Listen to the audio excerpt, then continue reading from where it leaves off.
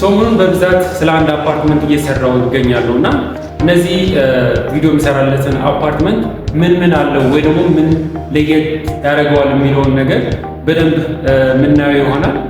አፓርትመንቱ የሚገኘው ከመገናኛ ወደ ሴንቸር ሞል ስንሄድ ከኢትዮ ሴራሚክ 100 ሜትር ገባ ብሎ ነው። ህንፃው በፉሊ ፊኒሽድ የሚረከብ ሲሆን ቁምሳጥን፣ ክችን ካቢኔት እና የባኞ ቤት ዕቃ አጠቃልሎ 3 ወለል የመኪና ማቆሚያ፣ የከርሰ ምድር ውሃ፣ ተጠባባቂ ጀነሬተር፣ ዘመናዊ ጂም እና ስፓ፣ ቴራስን አጠቃልሎ የያዘ ነው። አማራጭ መንገዶች ወደ መገናኛ፣ ወደ አያት፣ በእግዚአብሔር አብ አድርጎ ደግሞ ወደ ገርጂ፣ ብቻ ብዙ አማራጮች አሉት። ምን አይነት ቪው አለው ወይ ደግሞ ምን አይነት እይታ አለው ብለን ስናይ ይሄን የመሰለ ሙሉ መገናኛ የሚያሳይ መንፈስን የሚያድስ እይታ ያለው አፓርትመንት ነው። ለኢንቨስትመንት ከሆነ አዋጭነቱ ለምሳሌ ባለ አንድ መኝታው አሁን ባለው የኪራይ ዋጋ እስከ 40,000 ይከራያል። ስለዚህ በስንት ዓመት ራሱን ይመልሳል ስንል 12 ሲባዛ በ40,000 ዚኳልስቱ 480,000 ይሆናል።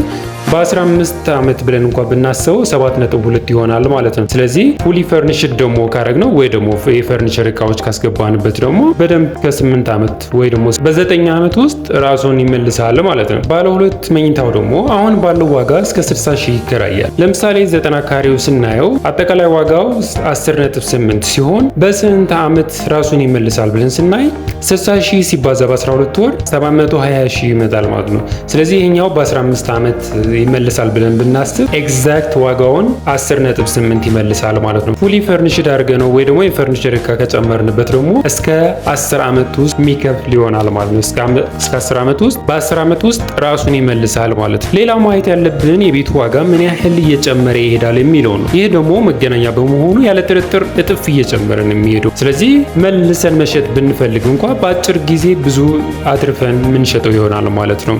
ቀጣይ ቤቱ የሚያስቃኛችሁ ይሆናል። ለበለጠ መረጃ ይደውሉ።